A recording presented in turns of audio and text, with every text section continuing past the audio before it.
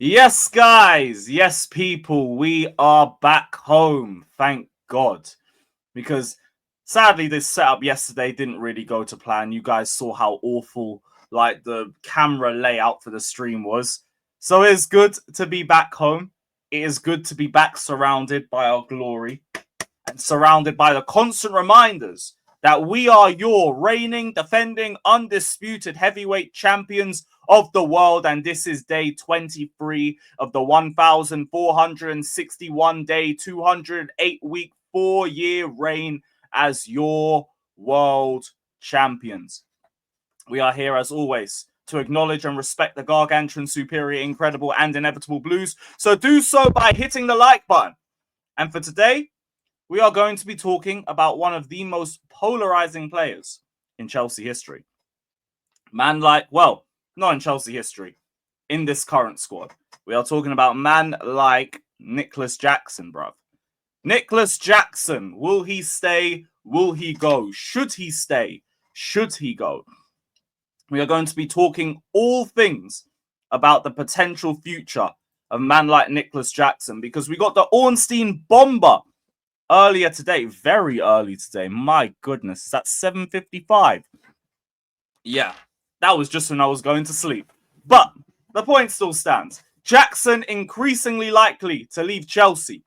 Suitors in the Premier League and abroad considering the 24-year-old if they do not land their top targets, losing existing players or alongside current options. So he's covered all available bases in that one.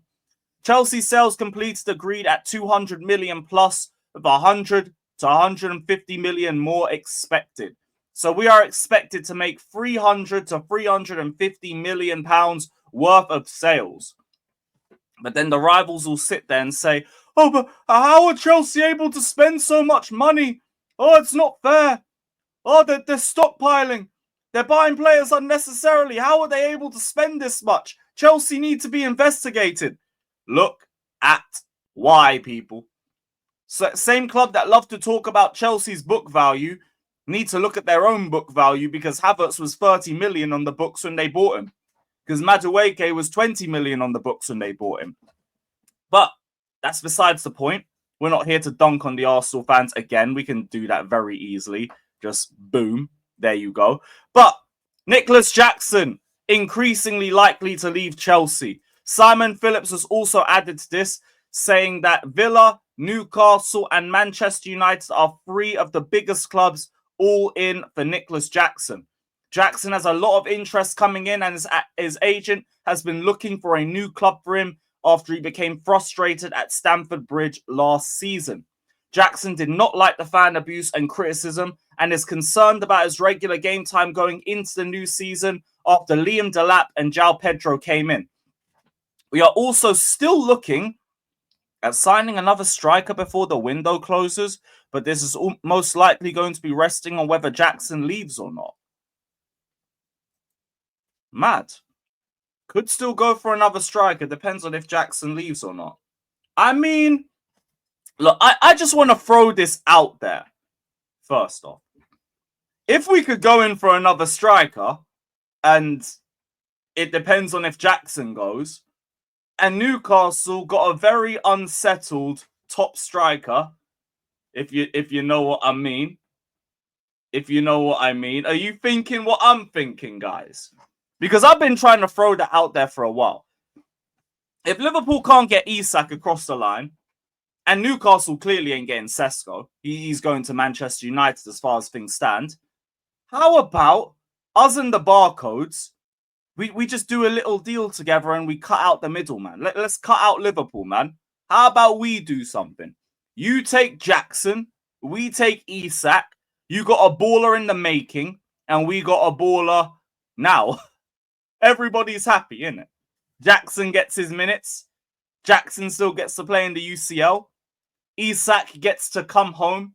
My East African king will return and I will have my representation. Everyone will be happy. But that aside as well, Nicolas Jackson, increasingly likely to leave Chelsea, and he is apparently Newcastle's main target if Benjamin Sesko falls through. Manchester United, very unlikely to go in for him, especially if they get Sesko. That will probably just wrap up any Jackson to United talks.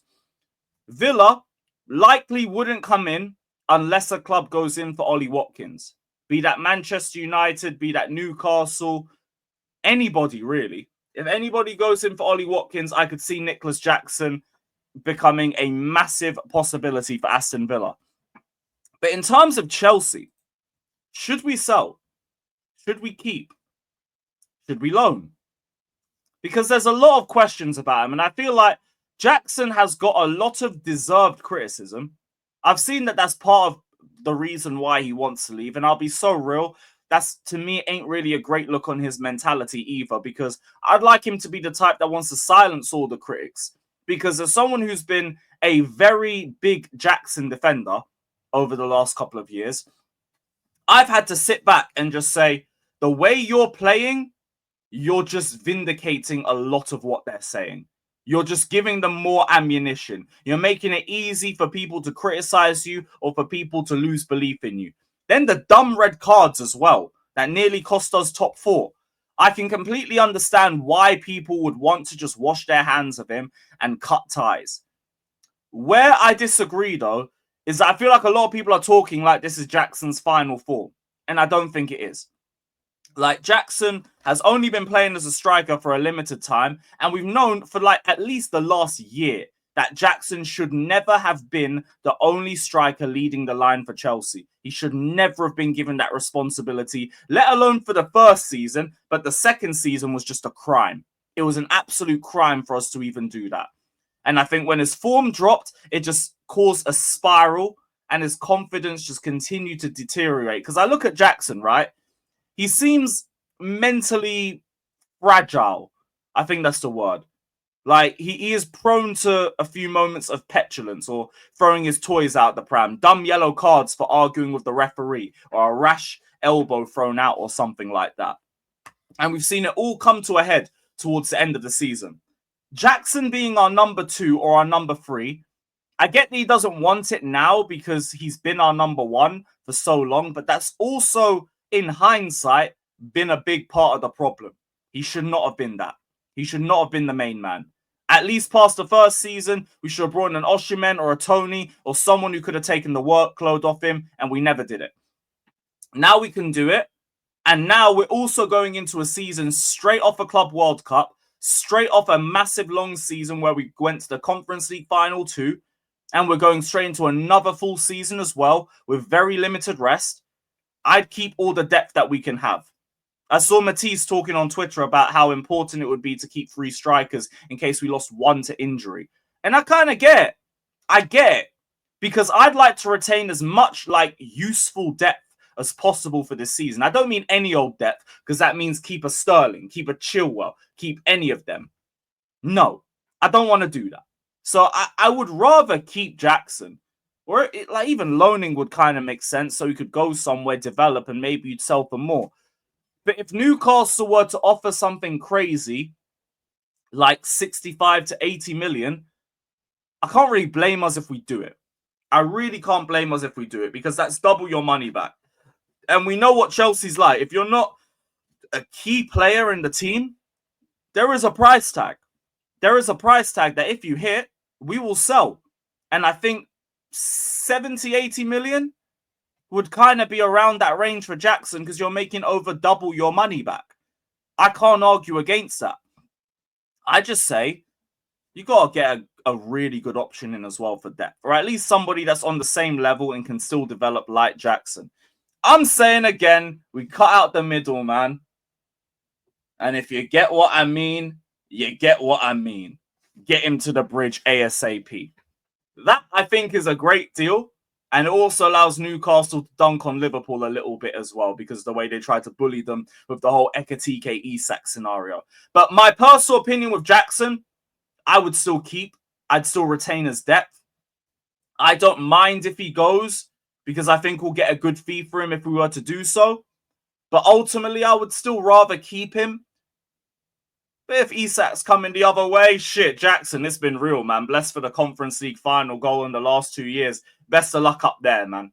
Best of luck up there. But you, man, Let me know your thoughts down in the comment section below. We will be back live tomorrow.